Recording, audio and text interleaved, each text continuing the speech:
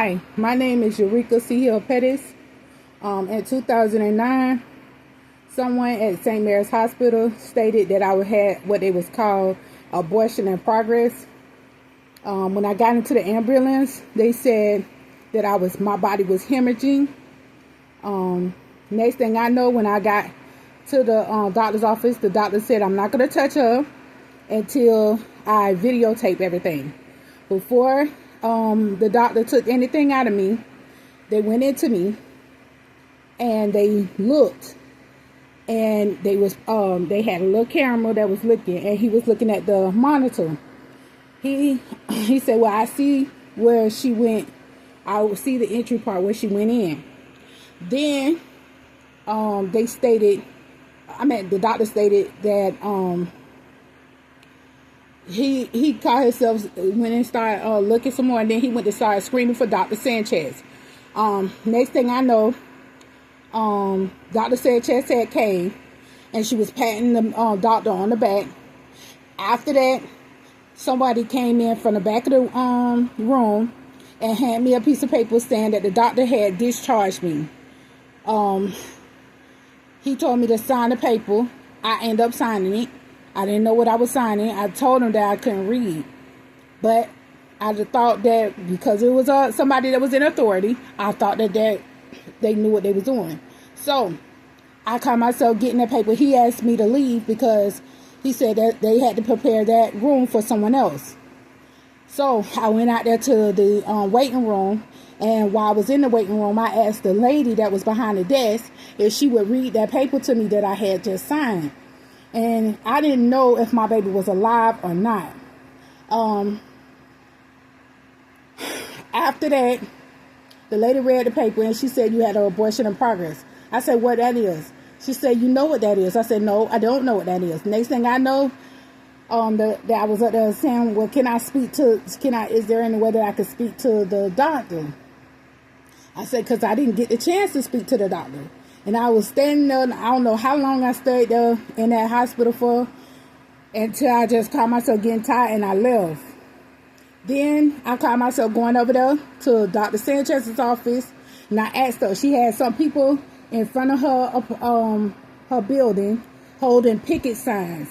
When I asked her, she said, nobody, no evidence. Next thing I know, I get a message after in 2013 saying that I abandoned my baby.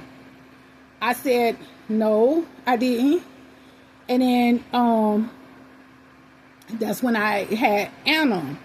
And then I had it before I gave birth to Anna. There was a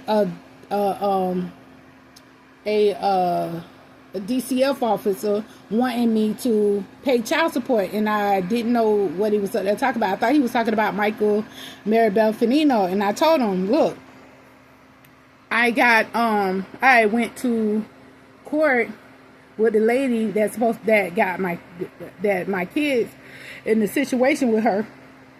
I went to court with her, and they told her that she couldn't take my SSI check.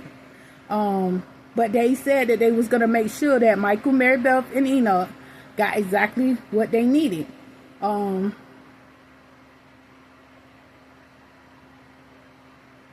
And after that, after I told him that, next thing I know, he was up there stating that you and your kids deserve to get beaten. That's what I was told. I didn't know what he was up there talking about. He said something about I had to pay child support. I had no clue what the man was up there talking about. And then I gave birth to my daughter. And then after I gave birth to my daughter, then certain things happened at the house at the house after my baby was born. But anyway, I'm trying to find out, did St. Mary's get my baby and have my baby up for adoption? Because they did not tell me any information about anything. And it was at St. Mary's Hospital in West Palm Beach. I don't know. I don't know exactly what happened. All I know is I went up there, I filled out forms, papers, and everything else to try to get all my documents and stuff which I had, about the baby, but they never told me nothing about the baby until that nurse in 2013, after I had Anna. She just came up to me and said that,